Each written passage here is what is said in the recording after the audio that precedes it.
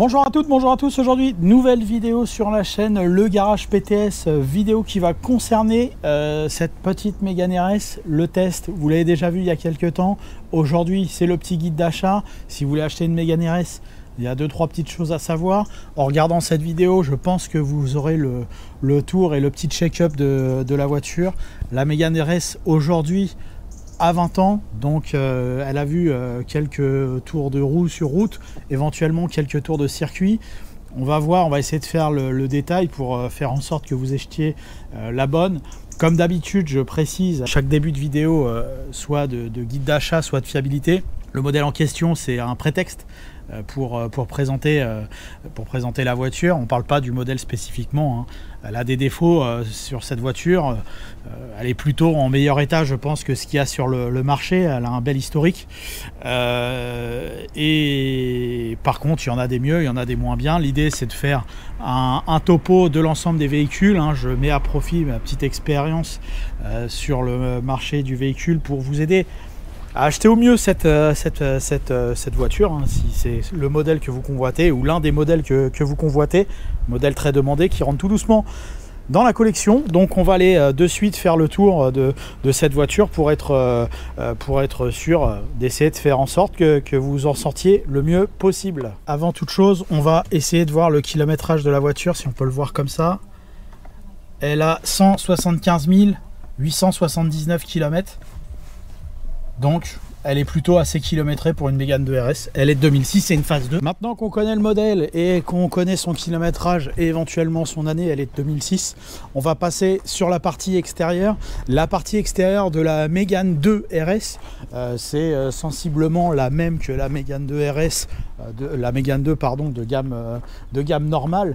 À part les quelques appendices aérodynamiques tels que le pare-choc avant, les jantes pare-choc arrière, etc., qui caractérisent un peu l'esthétique de cette voiture.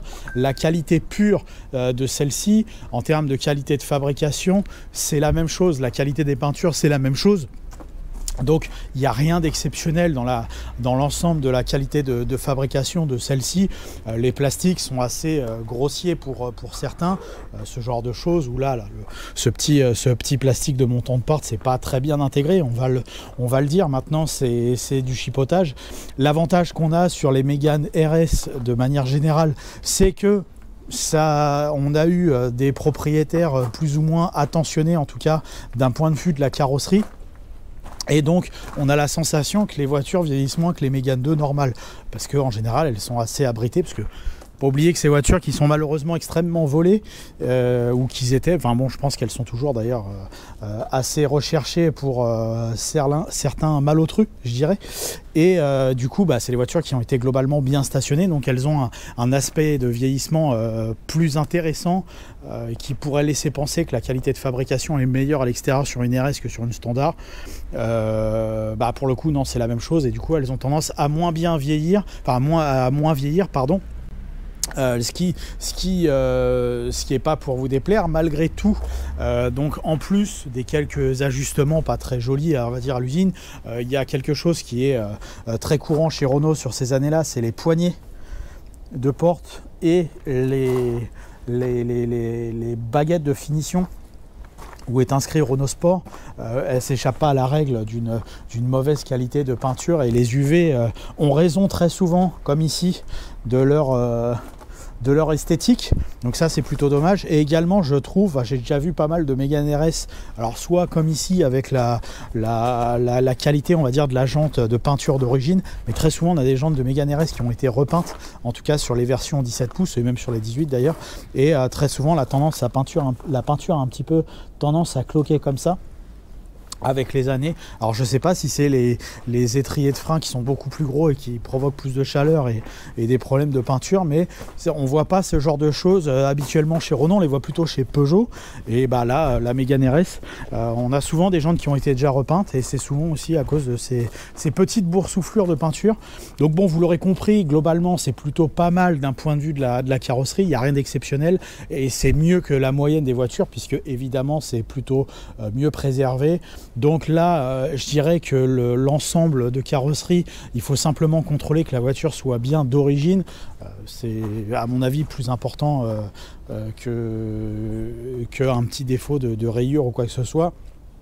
Et évidemment, sur une voiture sportive, on le dit jamais assez, c'est si elle a été repeinte, pourquoi elle a été repeinte, est-ce qu'elle a été accidentée, est-ce qu'elle a été découpée, remontée, etc. On ne sait pas trop. Donc, il faut s'assurer que les points de fixation, d'ancrage, etc.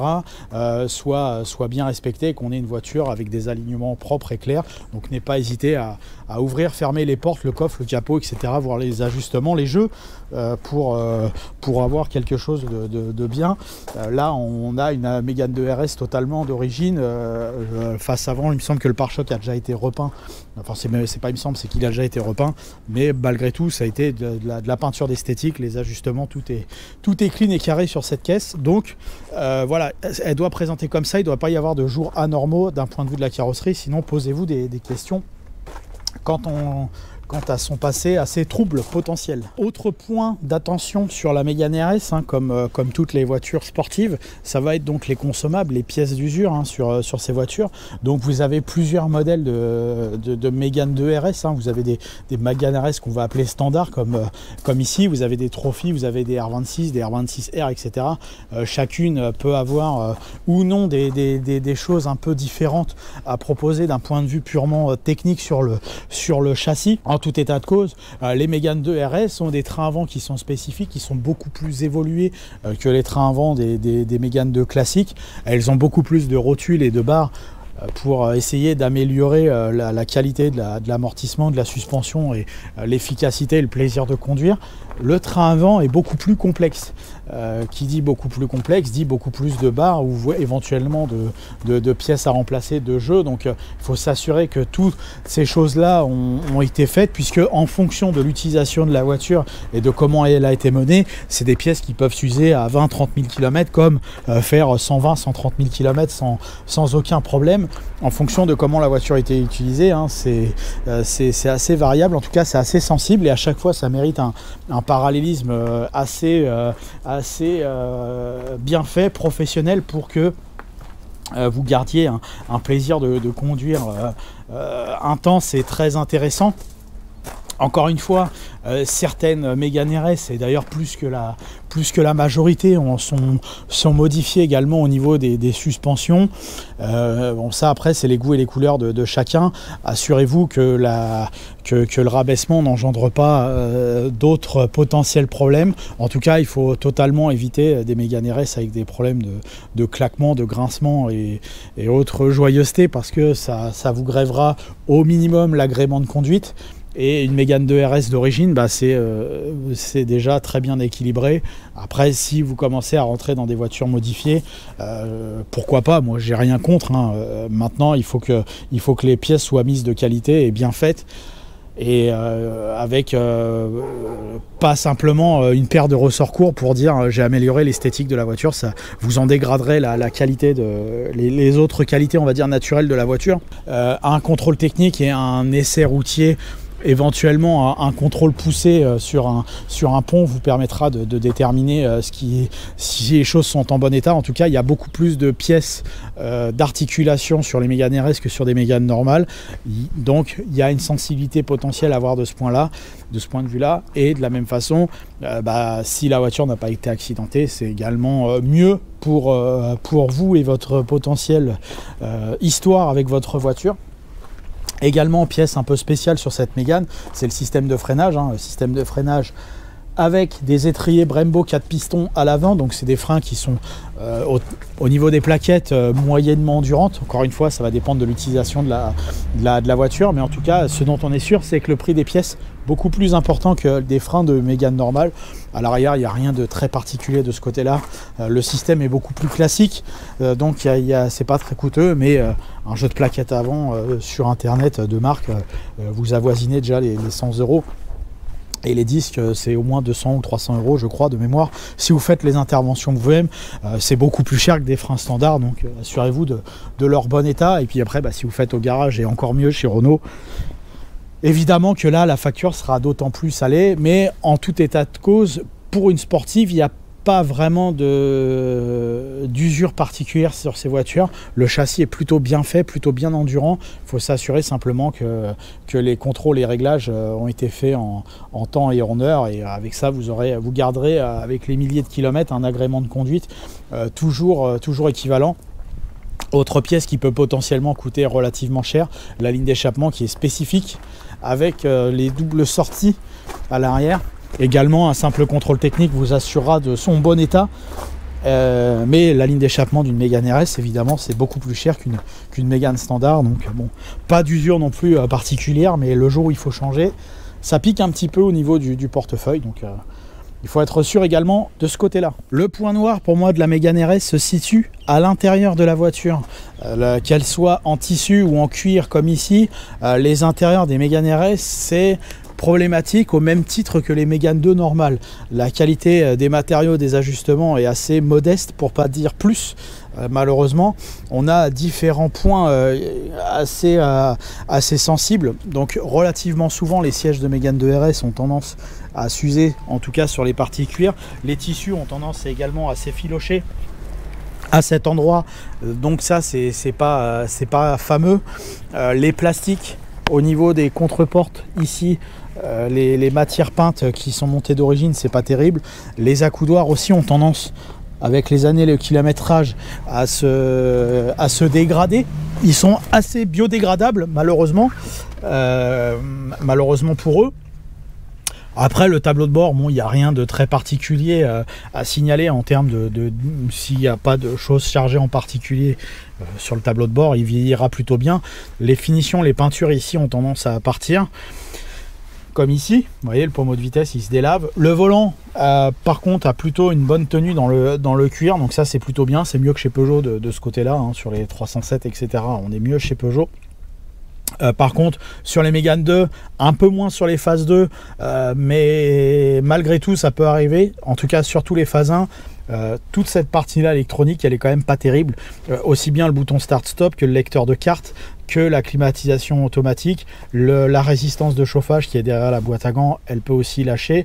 Le voyant d'airbag est pas rare, le voyant de SP non plus. Alors soit c'est les contacteurs sous les sièges, en tout cas très souvent c'est les contacteurs sous les sièges pour le voyant d'airbag. Pour le SP, c'est très souvent le contacteur tournant, donc ce qui gère l'airbag. Alors en général, ça va avec la suppression de la fonction du régulateur de vitesse. Des fois, c'est les essuie-glaces qui déconnent, etc. Les vitres électriques aussi peuvent déconner. Enfin, en tout cas, il y a beaucoup de choses sur la partie électronique de la Mégane 2 à l'intérieur de la voiture qui est pas terrible et qui est pas très bien faite. Et c'est pire sur la phase 1, donc les versions avant 2006, que sur les phases 2, donc à partir de 2006 comme ici. On les reconnaît à l'extérieur par les feux avant et les feux arrière très légèrement modifiés sur les phases 2. Et les phases 2 à l'intérieur ont des compteurs un peu plus modernes comme ici, avec les éclairages de couleur grise, alors que sur les phases 1, il est plutôt de couleur orange comme les anciennes Renault. Donc moi je conseille plutôt d'acheter une Mégane 2 RS en phase 2 qu'en phase 1 pour essayer d'avoir l'électronique très légèrement améliorée, mais ça ne vous empêchera pas sur cette génération là d'avoir potentiellement quelques petits soucis de ce côté là. Assurez-vous que tout fonctionne plutôt bien, mais c'est pour moi le point faible de la Mégane RS, c'est tous les petits accessoires électroniques dans la voiture, et je passe les histoires de potentiellement de GPS ou de cabas qui peuvent déconner dans leur ampli. Enfin voilà, toutes les pièces électroniques de la Mégane RS, c'est chiant. Voilà, il n'y a pas beaucoup de bonnes choses. Également, on a souvent des problèmes de ciel de toit sur les Mégane 2 comme les 307. Bon, il est pas nickel, mais il est encore, on va dire, assez acceptable. On commence à avoir des petites touches de pas terribles dessus. Mais globalement, il va encore bien. L'intérieur de la Mégane RS, c'est vraiment ce qu'il y a de plus galère et ce qu'il y a de plus chiant. Donc essayez de voir. Alors il y a l'avantage aussi de l'inconvénient, c'est que comme ça a tendance à pas mal déconner, il y a quand même beaucoup de pièces disponibles sur les pièces électroniques. On en trouve assez facilement et surtout c'est les mêmes que sur une DCI. Enfin je veux dire, le lecteur de carte c'est le même. Donc de ce côté là vous serez pas embêté par un problème X ou Y pour trouver les pièces de ces voitures là. En tout cas encore aujourd'hui ça se trouve assez facilement. Ensuite, sur la Mégane RS, la partie mécanique ne pose pas de problème, en tout cas sur une voiture d'origine. On a une voiture qui est quand même globalement très fiable d'un point de vue mécanique, pour une voiture sportive. Les éléments mécaniques, donc moteur, boîte de vitesse, sont extrêmement fiables. Les éléments périphériques, turbo, démarreur, alternateur, clim, etc., c'est également de très bon niveau, c'est de très bonne qualité. On n'a pas grand-chose à signaler. Ce qu'il faut avoir en tête sur ce genre de véhicule, si vous avez une voiture modifiée, évidemment toutes les pièces d'usure peuvent s'user plus vite. L'embrayage, si vous faites une gestion, il y a plein de Mégane 2RS avec des gestions et des lignes d'échappement machin, forcément au lieu qu'elle fasse 225, elle va faire 250, 60, 70 chevaux, voire plus. Forcément l'embrayage il va trinquer. De la même façon le turbo il va être sensible à l'augmentation de la puissance, etc., etc. Sur une Mégane 2 RS d'origine, globalement les pièces tiennent très bien dans le temps. Moi je viens de faire faire remplacer l'embrayage sur cette voiture. Il avait 170 000 km. Il n'était pas encore totalement usé, l'embrayage, mais quand on écrasait la 6e vitesse à basse vitesse, la voiture avait tendance à patiner, donc pas tout le temps, mais ça commençait, donc il fallait le faire remplacer en préventif. Donc c'est une opération relativement chère, hein. Il y en a pour minimum 1500 € pour faire un embrayage sur une Mégane 2 RS dans un garage pièce et main d'œuvre. De la même façon, la courroie de distribution, faut pas blaguer dessus. Là sur celle-ci, elle a été faite à 156 000 km chez Renault, donc elle a 20 000 km. Donc là il y a rien à faire sur celle-là de ce côté-là. La distribution c'est pareil, c'est une opération qui peut, en tout cas chez le constructeur, monter à au moins 1000 €. Donc vous comprenez que l'ensemble distrib embrayage, c'est une opération qui peut vite chiffrer sur une Mégane 2 RS, donc il faut s'assurer que ces pièces-là ont été remplacées. On va dire c'est la base, mais c'est un peu la base sur toutes les voitures, mais sur une Mégane RS d'autant plus. Ce qui peut également être sensible sur la Mégane RS, c'est les différents supports moteurs et surtout celui qui est côté distribution.